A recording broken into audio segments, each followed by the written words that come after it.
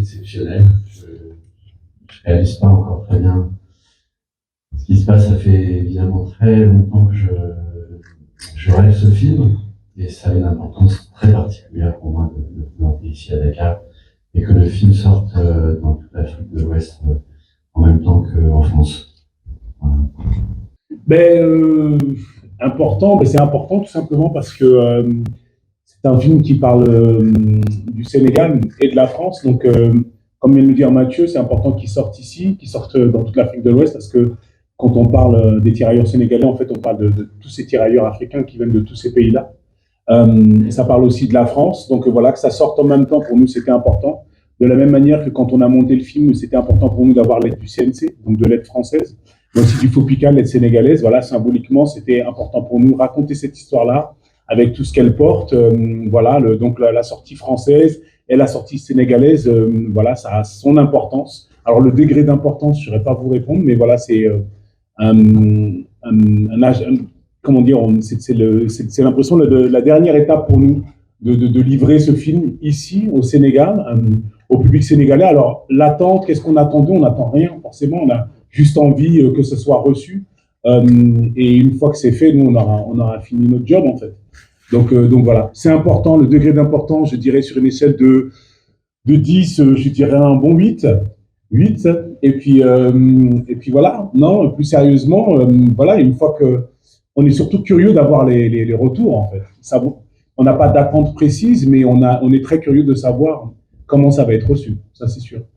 Cette aventure, elle a commencé, donc comme le disait Mathieu tout de suite, ça fait longtemps qu'il pense à ce film, et au cours de ses rêves et de tout ce processus imaginaire, en fait, il y a un moment où on se rencontre sur le film d'Intouchable, où Mathieu était directeur de la photo. Et un jour, à la cantine, on discute comme ça de ses envies d'être réalisateur, de mes envies à moi, pourquoi pas de continuer dans cette voie d'acteur, etc. Donc, on se parlait de nos envies. Et il me parle de cette idée qu'il a de faire un film sur les tirailleurs sénégalais. Et il m'accroche avec cette question, il me dit, et si le soldat inconnu était un tirailleur sénégalais? Et moi, cette question me frappe parce que je me dis, mais comment ça se fait que je ne me suis jamais posé cette question? Comment ça se fait? Est-ce que c'est possible déjà? Et puis d'un coup, je commence à rétropédaler et me dire que finalement, il n'y a rien dans mon parcours d'étudiant, d'homme qui m'a permis ce questionnement. Et donc, voilà, ce film, il est aussi là pour ça. En fait, pour pouvoir ouvrir un petit peu les choses et de pouvoir un peu relier les tirailleurs sénégalais aux soldats inconnus. Parce qu'en fait, tous les 12 novembre, quand on fête les soldats et qu'on rend hommage à tous ces soldats qui sont battus pendant la Première Guerre, eh ben, ils en font partie et c'est bien de le relier. La production, en fait, vient aussi par le même biais, c'est-à-dire que, étant donné qu'à l'époque où on discute, c'était encore qu'une idée, il y a tout le process de développement qui s'est fait et que j'ai accompagné. Donc, naturellement, j'ai eu une fonction de producteur dès le départ, en fait, en étant là dès les premières lignes, en fait, jusqu'à la sortie.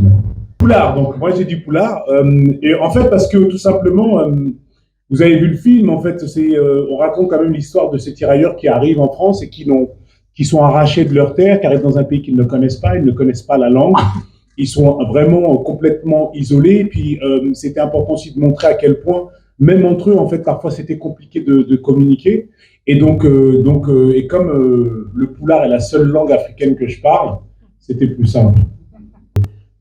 La seule façon vraiment de donner une forme d'authenticité aux personnages principaux et de pas fabriquer un accent un faux accent. Donc il y a un truc de dignité du personnage. Oui, et surtout, comme je dis, c'est ça que c'est dans la dramaturgie. En fait, on raconte ces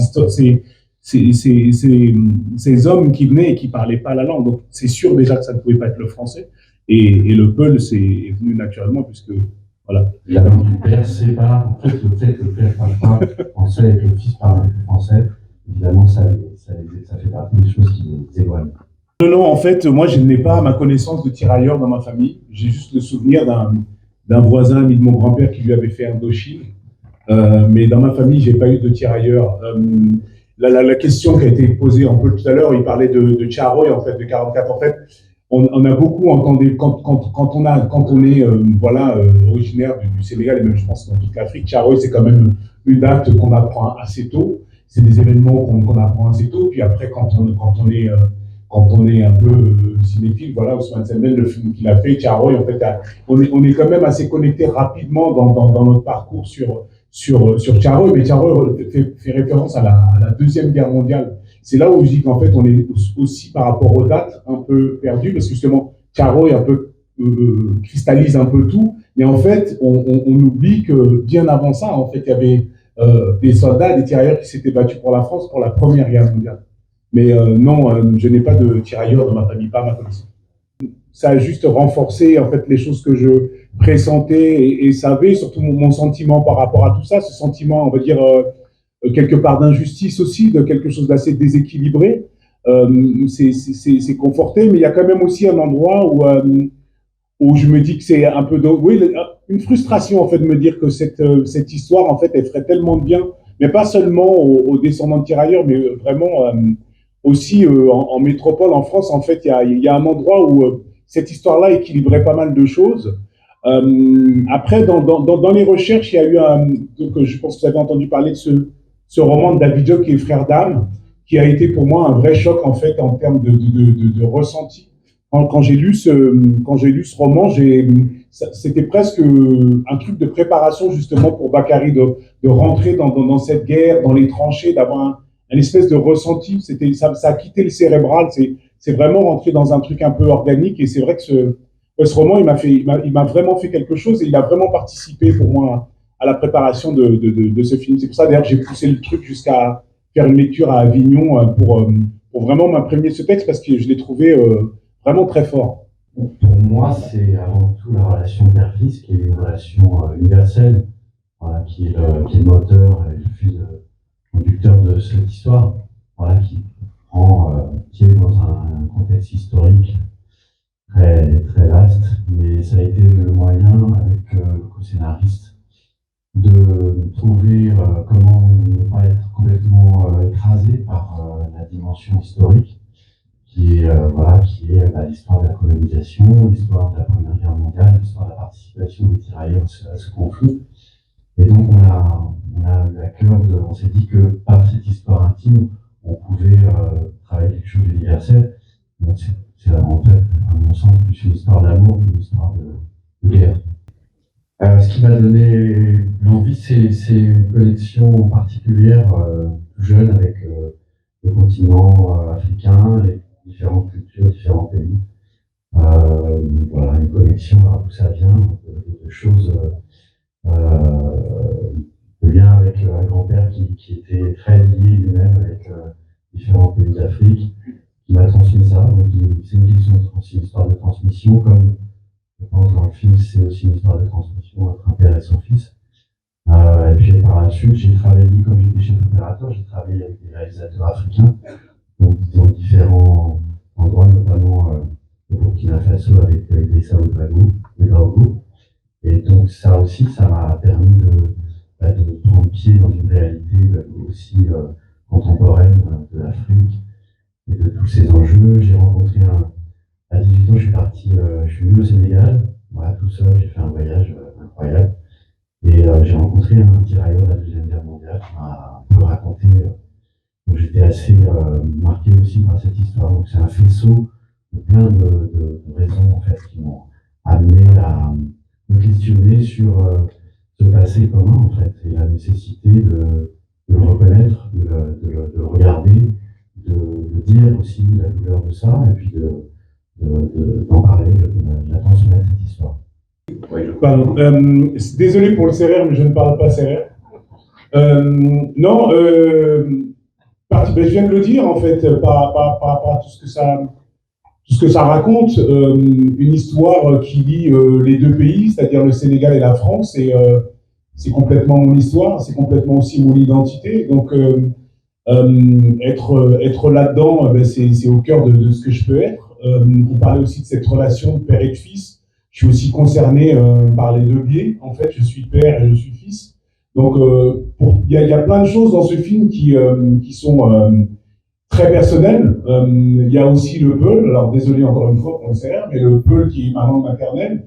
Aussi, c'est la première fois que je joue en Peul. Donc, il y a tout ça qui rentre en ligne de compte. Donc, ça fait beaucoup de choses qui s'additionnent et qui font que voilà, ça rejoint quelque chose de très personnel. Ça rejoint aussi un moment de ma vie où je commençais dans ce métier. J'ai rencontré Mathieu à ce moment-là. Le moment où on parle de ce film pour la première fois, ben, on ne savait pas qu'on était en train de vivre un virage dans notre vie professionnelle et même d'homme, en fait.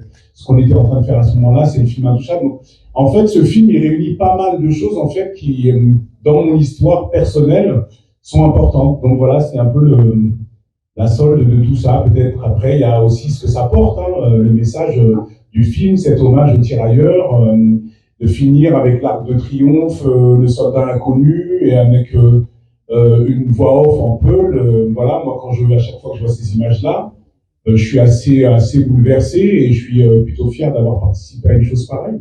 Donc voilà, ça fait ces raisons-là. Je peux faire 1 heure là-dessus. Il y a plein de raisons qui font que ce film est important. Pas que pour moi, d'ailleurs, j'espère. À mon avis, parce que ça peut être l'objet d'une autre histoire, en fait. Ouais. On ne peut pas tout raconter dans un film, et que c'est un film de fiction, c'est un récit qui s'attache principalement à nos personnages. Moi, j'ai tenu à leur faire vivre et à mettre en scène ce film à travers leur perception, vraiment dans un rapport intime, comment ils vivent ça, quelle expérience de vie ça représente, d'être exilé comme ça loin de chez soi, de se battre, et puis en l'occurrence aussi de mourir. Voilà, mais c'est pas restrictif sur le propos. Je pense que voilà, la fiction s'arrête là, mais évidemment ça ouvre plein de questions. Exactement. Donc, celle-là. Ça permet d'ouvrir en fait, et comme finalement le traitement des soldats, on sait très bien, enfin, ça se sait un peu de comment ils ont été traités après, que les promesses n'ont pas été tenues. C'est des choses qu'on sait plus ou moins. Ce qui est intéressant dans le film, à mon goût, c'est que finalement, on fait connaissance avec ces tirailleurs, puis on leur donne la parole. On a beaucoup de récits, on ne sait pas vraiment comment ils ont vécu. Là, ça nous permet de rentrer dans le détail de qui ils étaient, comment ils vivaient, puis surtout, quelle était leur part de sacrifice aussi. Et derrière, ça nous permet de nous poser la question justement sur le traitement ensuite, parce que ça se sait en fait. Et effectivement, si on devait faire quelque chose là-dessus, il faudrait un autre film. Et d'ailleurs, il y en a eu un. Je reviens sur ce film d'Ousmane Sembène qui est le Tiaroy. Ben on a déjà ça. Ce qui était important là, c'est de parler de ce qu'on n'avait pas connu encore, un film sur comment ont vécu cette guerre, les tirailleurs, etc. Ça, j'ai l'impression qu'on n'a pas vu. Cette question, elle est immense, puisqu'elle se repose à chaque conflit, la Première Guerre, la Deuxième Guerre, les guerres d'Indochine et d'Algérie pour ceux qui l'ont faites, et à chaque fois, il y a des histoires particulières, notamment à travers cette question de promesses non tenues, des pensions qui n'ont pas été réglées à la hauteur, pas comme les soldats français. Donc c'est très vaste, et j'espère qu'il y aura beaucoup d'autres récits concernant toutes ces... oui, effectivement, c'est l'envie de raconter surtout que ces personnes, ils sont en situation de survie, voilà, que c'est des êtres humains qui se retrouvent, voilà, il y a aussi à l'intérieur des gens qui viennent de différents pays d'Afrique, plein de personnes qui ne se comprennent pas, qui ne parlent pas la même langue, voilà, qui sont étrangers les uns aux autres, de la même façon que Bakary, quand il débarque, il ne comprend pas la langue. Donc on essaie de travailler ça de façon effectivement un peu subtile pour montrer la complexité et l'ambiguïté aussi de certaines choses qu'engendre en fait la participation des tirailleurs à ce conflit. Donc oui, effectivement, il y a cette ambition d'essayer de ne pas être manichéen en fait sur tout ça, et puis surtout de faire de ces personnages des êtres humains avec leurs forces et leurs faiblesses, et pas juste des héros, des victimes. J'ai une théorie là-dessus. En fait, j'ai l'impression que c'est une question de besoin. C'est peut-être que les générations précédentes, elles n'avaient pas vraiment besoin de ce récit-là parce que c'était quelque chose de douloureux, et donc parfois c'est mieux d'éteindre la douleur avec le silence finalement. Il y a peut-être une honte de part et d'autre en fait des conséquences. La dame demandait tout à l'heure de comment ont été traités les soldats après la guerre, etc. Et je pense qu'aujourd'hui, en fait, les générations qui sont la nôtre, en fait, la génération de maintenant, on a besoin de ce récit pour notre construction, en fait, pour savoir un peu de prendre l'histoire et de comment on se construit justement par rapport à ces deux pays. On a un pied dans chaque et pour notre construction, ce récit-là, il est important. Et je crois que c'est un besoin. Voilà, David Diop, il est pas beaucoup plus âgé que moi, mais c'est un truc générationnel, je crois. Je crois qu'en fait, c'est juste un truc de besoin. On a besoin de ce récit aujourd'hui, donc c'est pour ça qu'on le raconte. Et c'était pas là avant, peut-être parce qu'il y avait pas besoin déjà. Et je pense que il y avait surtout plus besoin du silence que du récit. Et donc aujourd'hui, on a ces histoires-là, et je pense qu'on va en avoir de plus en plus parce on en a besoin maintenant. J'ai l'impression que, voilà, que évidemment, c'est une part de l'histoire française qui a été occultée. Voilà, moi, je me suis basé sur beaucoup de travaux d'historiens, mais voilà, qu'il faut aller chercher. Hein, au niveau des écoles, je pense que ça a été largement sous-enseigné, disons. Voilà, donc je pense qu'effectivement, il y a la nécessité. Alors, on l'a vu dans beaucoup d'avant-premières en France, avant 2006, que le jeune public était très sensible et très demandeur, posait beaucoup de questions sur cette histoire qui n'aura probablement pas été racontée par leurs parents. Et donc, effectivement, ça rejoint peut-être la difficulté aussi de transmettre une histoire très douloureuse et voilà, qui met ce temps-là, qui passe des générations pour émerger à nouveau. Et voilà, peut-être que c'est le bon moment aussi.